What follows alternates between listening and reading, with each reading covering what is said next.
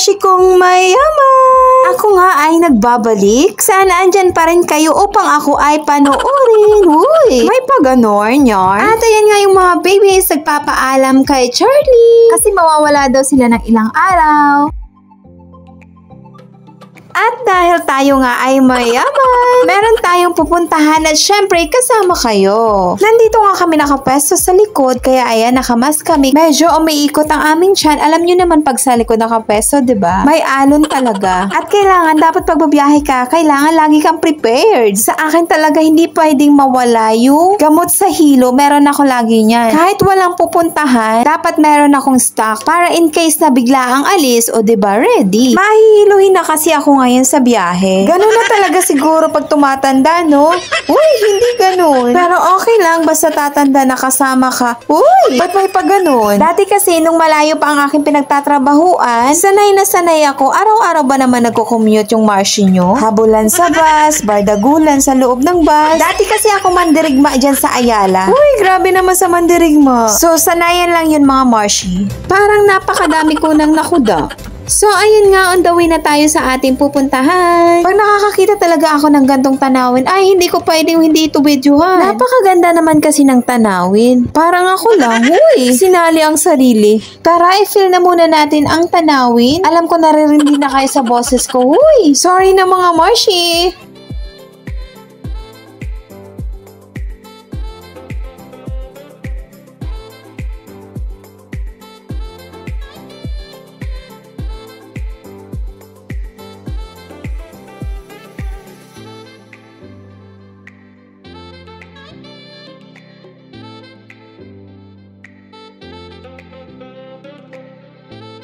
At habang ako ay nagmo-moment while may kinakain, bigla na lang may batang pumupunas dyan. Hindi ko kasi namamalayan na tatapon na yung kinakain ko.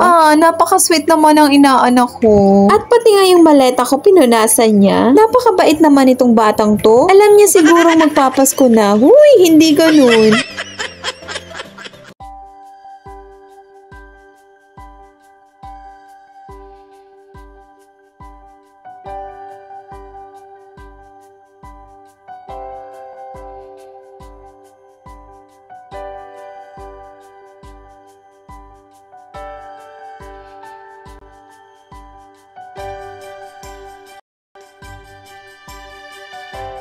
Nandito na nga tayo sa Manawag Church. Sa mga hindi nga nakakalam, ang Manawag Church ay located sa Pangasinan. At sa mga hindi naman nakapunta pa dito, tara, sama kayo. Marami nga pong pinagbabawal dalhin sa loob ng simbahan, katulad ng pets, balloons, cups and hats.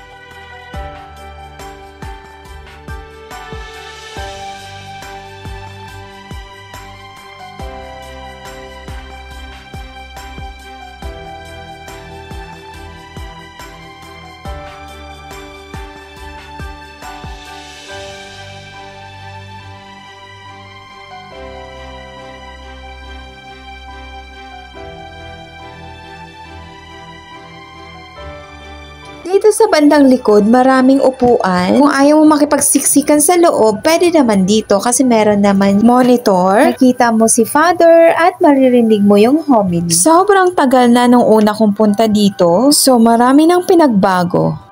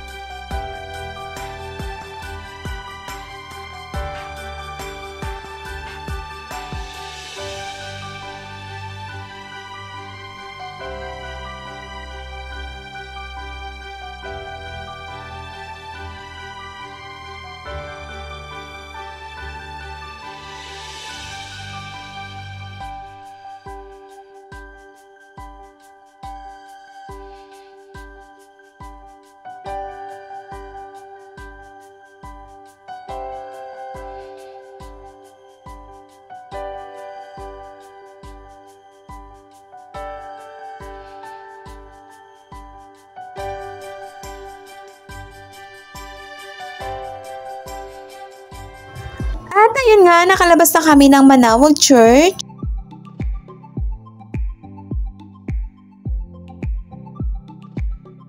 At dumaan nga kami dito sa mga bilihan. At ayun nga mga Marshi, sana nag-enjoy kayo na sumama sa akin dito sa Manawag Church. At mga Marshi ko, pa-subscribe, follow, and like na lang po para pag may mga bago akong video na i-upload, updated kayo. Bye mga Marshi kong mayaman sa pagmamahal. See you on my next video. Keep safe everyone.